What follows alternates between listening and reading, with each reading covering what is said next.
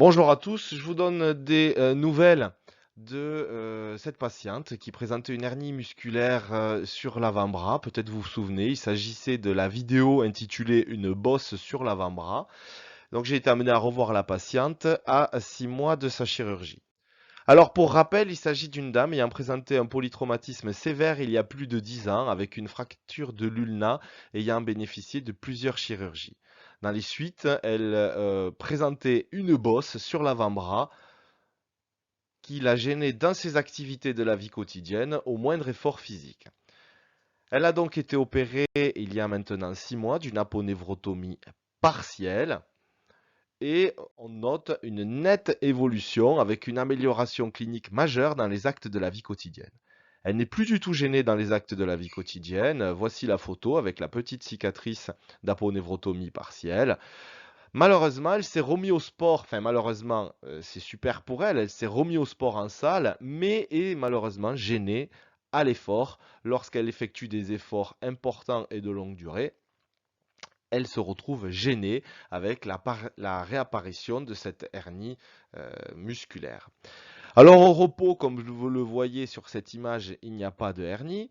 On effectue une échographie, on retrouve les fléchisseurs superficiels des doigts et le fléchisseur ulnaire du carpe.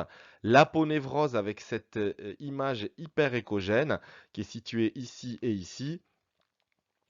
Et la rupture, la solution de continuité de cette aponévrose qui a été élargie suite à la chirurgie. On effectue une échographie, on va aller de haut en bas en passant. Ici, on a l'aponévrose qui est continue. La solution de continuité ici, sur cette aponévrose, sans hernie mise en évidence. Alors, que faut-il faire pour démasquer cette hernie? Parce que, on le rappelle, la patiente est gênée à l'effort, notamment lorsqu'elle va en salle de sport. Et bien, pour démasquer la hernie, je décide en consultation de lui faire du pumping, c'est-à-dire prendre une haltère de 6 kg, faire de très nombreuses répétitions de curl biceps. Voilà.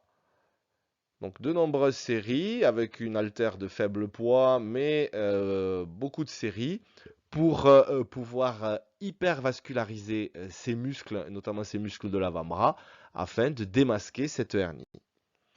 Après quelques séries de curl biceps, eh bien, qu'est-ce qu'on retrouve? La hernie qui revient. Voilà.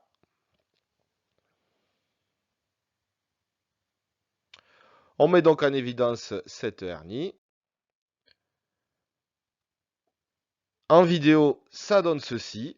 Voilà, l'aponévrose ici qui est continue, la solution de continuité avec la hernie. Là, on fait des mouvements de haut en bas, de va-et-vient, et vous constatez la présence, voilà, de l'hernie musculaire, essentiellement sur le fléchisseur commun superficiel des doigts et un petit peu sur le fléchisseur ulnaire du carpe.